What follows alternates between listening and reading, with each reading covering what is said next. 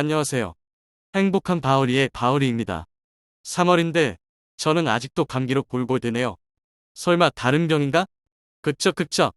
하여튼 다들 건강 조심하시라는 말씀드리면서 오늘 영상 시작할게요. 이제 마지막으로 남은 이야기들을 하려고 합니다. 첫 번째로 오류 이야기입니다. 코딩을 하다 보면 정말 많은 오류들과 만나게 됩니다. 코딩이 아니더라도 우리 인생들도 많은 문제들과 힘든 일들이 있죠. 그 당시는 곧 아프고 죽을 것 같지만 지나고 나면 나의 내공으로 되네요. 갑자기 꼰대처럼 말씀드렸네요. 역시 나이는 못 속이네요. 휴. 어쨌든 코딩에서의 오류에는 크게 코드를 작성할 때 나는 구문 오류 또는 문법 오류가 있고, 프로그램이 실행될 때 나는 실행 오류 또는 런타임 오류가 있어요. 구문 오류를 영어로는 신탁스 에러라고 하는데 주로 오타가 원인이죠. 예로 프린트 함수에 괄호 빼먹은 거 보이시죠? 이런 식의 오류예요. 이런 건 오타나 그 언어에 맞는 문법으로 고쳐주면 금방 해결이 된답니다. 문제는 런타임 에러인데요. 런타임 에러를 예외라고도 하는데 코드에는 전혀 문제가 없지만 실행 중에 나는 건데, 예를 들면 어떤 수를 0으로 나누는 거예요. 이런 오류들을 프로그래머들은 강력한 예지력이나 각성 견문색 패기로 잘 예측해서 프로그램이 우아하게 종료되게 한다든지 어떤 처리를 해줘야 한답니다.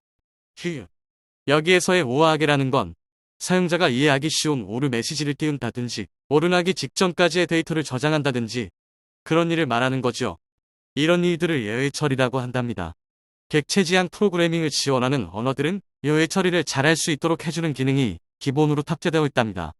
파이썬도 OOP 언어니까 당연히 있겠지요? 어떻게 하는지 볼까요? 객체 지향 프로그래밍 언어에서의 예외 처리는 트라이와 무언가로 한답니다. 여기에서 무언가는 언어마다 달라서 무언가라고 한 거랍니다. 파이썬은 except예요. try except 문을 더 알아볼까요? 예시를 보시면 아시겠지만 try와 except는 한 쌍이에요. try 아래 부분에 오류가 날 것 같은 코드를 써주고 except의 밑에 오류가 났을 때 해야 할 코드들을 써주시면 된답니다. 지금 예시에는 간단한 경고 문단 띄우고 있지만 데이터를 저장한다든지 그런 코드들을 넣을 수 있겠지요? 그리고 except 옆에 발생 오류명이라는 걸 같이 써주면 그 오류만 예외 처리가 되고 다른 오류는 예외 처리가 안 된답니다. 어떻게 보면 발생 오류명을 안 쓰시는 게 좋은 것 같지만 써주시는 게 더 좋고, 오류가 여러 개일 것 같지만 처리할 코드는 하나라면 함수에서 인수를 넣듯 하나의 except 문 옆에 괄호하시고 여러 개의 발생 오류명을 써주시고요. 콤마로 구분은 잊지 마시고요. 따로따로 처리하시고 싶으시면 except 문을 여러 개 쓰시고 옆에 각 발생 오류명 써주세요. 발생 오류명은 제가 검색한 결과는 15개 정도 있더라고요. 궁금하신 분들은 파이썬 예외 종류라고 검색해보세요. else 문은 오류가 없을 때 해야 할 코드들 쓰시면 되고요. finally 문은 오류에 상관없이 해야 할 코드들 쓰시면 되고요. else 문이나 finally 문은 빼셔도 되지만 연관성을 표현하기 위해서 넣기도 한답니다. 예시로 다시 설명드리면 정수 5를 0으로 나누는 코딱지만한 예시 보이시죠? try except 문을 빼고 하시면 빨간 글자의 영어로 시부렁 거리는 게 나오고 프로그램이 종료될 거예요. 그럼 사용자가 당황할 테지만 try except 문으로 감싸면 경고문도 이해하기 쉽게 쓸 수 있고 벽혀터? 두 번째 예시는 실제로 많이 쓰는 예시인데요. 파일을 읽을 때 저렇게 한답니다. 파일 이름을 사용자로부터 받는다든지 읽을 때까지 반복문을 돌린다든지 이런 건 없지만요. 실행하면은 일부러 파일 지우고 해보고 또다시 살리고 해본 거랍니다. 레이즈 문은 프로그래머가 오류를 내줘야 할 때, 그러니까 예를 들어서 나이를 입력받을 때 음수를 받았으면 오류를 뿌려줘야 하겠죠? 그때 쓰는 건데 자세한 건 인터넷 찾아보시고요. 이 밖에도 except라는 클래스를 상속받아서 나만의 오류도 만들 수도 있고요. 오류도 여러가지 할 말이 많지만 다음으로 넘어갈게요. 이제는 주성문이라는 걸 볼게요. 주성문은 기본적으로는 코딩할 때 코드 또는 맨 위에 간단히 설명을 달아두는 거죠. 주성문도 프로그래밍 언어마다 하는 방법이 다르니까 참고하시고요. 파이썬에서는 샵기호로 한답니다. 샵기호 쓰고 옆에 설명글 써주면 끝이죠. 예시 보이시죠? 저렇게 쓰면 코드에는 아무런 영향이 없고요. 그럼 이걸 왜 쓰냐? 저기 한 달 전 아침밥 반찬이 무엇이었나 기억하시는 분 있으시나요? 없겠지요? 저도 그렇답니다. 반찬도 기억 못하는데 한 달 전에 짠 코드를 기억할까요? 그리고 누군가와 같이 짜는 코드라면 아무리 변수명, 함수명, 클래스명을 잘 지어도 뭐를 하는 건지 설명이 필요하겠지요? 그럴 때 쓰는 게 주석문이고요. 테스트 목적으로 어떤 한 코드를 잠깐 없애고 실행하고 싶을 때 그 코드 앞에 샵 기호를 붙여주면 그 코드는 주석문이 되지요. 주석문은 뭐다? 프로그램에는 영향이 없다. 휴. 그렇게도 쓸 수 있답니다. 예시를 잠깐 설명을 드리면 이전 슬라이드에서 코딱지만한 예시 있었죠? 그거의 정식 버전이랍니다. 0으로 나누는 것도 발생 오류명이 있답니다. 저기 패스문은 제한문이나 클래스 정의할 때 쓰는 건데 뭐 광고 카피처럼 격하게 아무것도 안 하고 싶을 때 패스문을 쓰는 거랍니다. 휴. 제가 알기로는 패스문은 파이썬만 있는 것 같으니까 크게 신경 안 쓰셔도 되고 남이 짠 코드에 패스문이 있다면 저 건 그냥 아무것도 안 하는 거구나라고 생각해주세요. 휴. 다음으로 넘어갈게요. 이제 람다식이라는 걸 살펴볼게요. 람다식은 함수 정의를 더욱 간결하게 쓸 수 있게 도와주는 문법인데 주로 간단한 함수를 만들 때 쓴답니다. 화면 중앙에 코딱지만한 예시 보이시죠? 주석으로 하니까 개편하네요. 휴.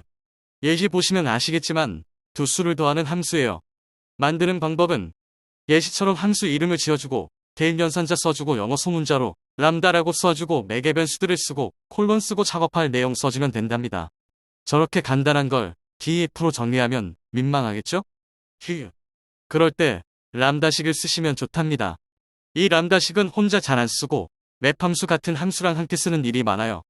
맵 함수를 살펴보자면 리스트처럼 다수의 데이터가 있는 자료형에 원소 하나하나를 처리하고 그 결과값을 한꺼번에 모을 때 쓰는 함수랍니다. 무슨 소리인지 모르시겠죠? 그래서 예시를 준비했죠. 휴. 예시를 보시면 리스트가 두 개가 있죠? 함수 배울 때 제가 뭐라고 그랬죠? 필요한 기능은 만들기 전에 먼저 잘 찾아보고 없을 때만 만들어라. 휴. 지금 예시에서 무엇 하고 싶냐면 두 리스트의 같은 인덱스에 갓끼리 더해서 새로운 리스트에 넣고 싶은 거랍니다. 딱 듣기만 해도 복잡하죠? 휴. 이걸 맵 함수가 대신해 줄 거예요. 직접 만들지 않고 말이죠. 서론이 길었네요. 예시를 다시 볼게요. 다른 건 이전 시간에 다 설명드렸으니까 맵 함수만 볼게요. 첫 번째 인수 자리에는 작업해줄 함수의 이름을 써줍니다.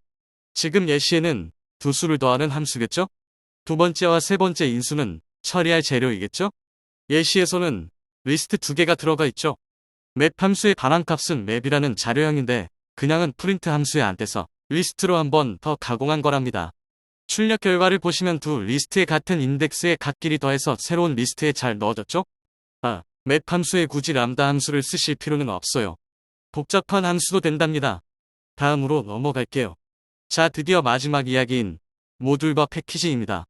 먼저 말씀드릴 건 패키지 만들기는 아무리 생각해보아도 초보자용에서는 조금 선 넘는 것 같아서 했습니다. 궁금하신 분은 인터넷에 찾아보시면 많아요. 하여튼 모듈은 코드를 재사용하려고 또는 협업하려고 만들죠. 예를 들면 머리는 내가, 팔은 너가 이렇게 만들고 나중에 임포트하고 이어주는 코드를 작성하는 식이죠. 혼자라도 규모 있는 프로그램을 짜실 때는 기능마다 소스 파일을 따로따로 하시는 게 유지보수하기 좋답니다. 이렇게 모듈은 변수, 상수, 함수, 클래스 등을 모아놓은 소스 코드 파일하고 그런 모듈 여러 개를 폴더에 모아놓은 게 패키지랍니다. 모듈 기능 쓰시려면 우선 모듈로 쓸 소스 코드 파일과 모듈을 가져다 쓸 소스 코드 파일, 최소 두 개의 소스 코드 파일이 필요하겠죠? 그리고 같은 폴더 안에 있어야 하고요. 예시가 좀 많죠? 차근차근 살펴볼까요? 오른쪽 제일 큰 예시부터 보자면 이게 바로 모듈이 될 소스 코드 파일이에요. 넣을 게 없어서 예전 예시들 붓붓했답니다. 휴. 맨 위에 주석으로 파일 이름 적어드렸죠?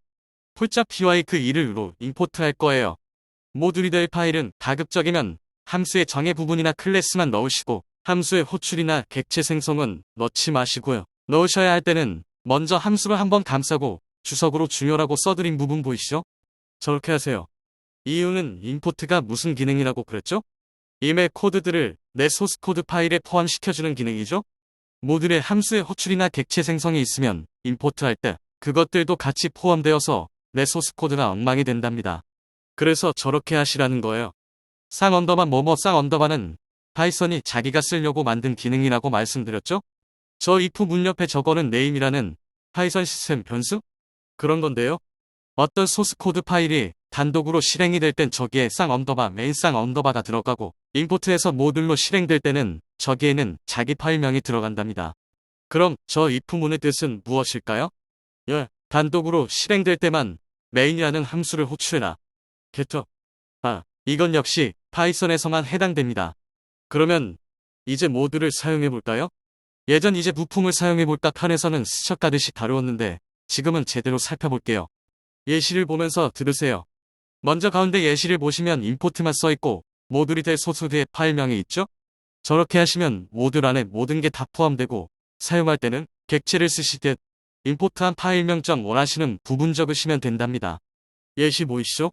또는 왼쪽 예시처럼 먼저 프롬 치시고 모듈이 될 소스 코드에 파일명 치시고 임포트 쓰시고 원하시는 부분을 쓰시면 그 부분만 포함이 된답니다.